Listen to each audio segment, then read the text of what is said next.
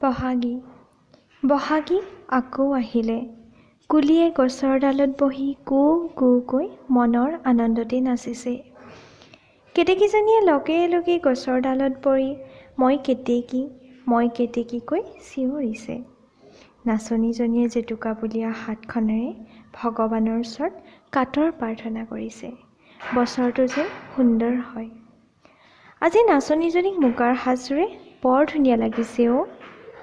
খোপাত গগনা, কপৌ ফুলে, ডিঙিত গলপতা, হাতত গামখাৰুৰে আজি আমাৰ নাচনীজনী জিলিকি উঠিছে।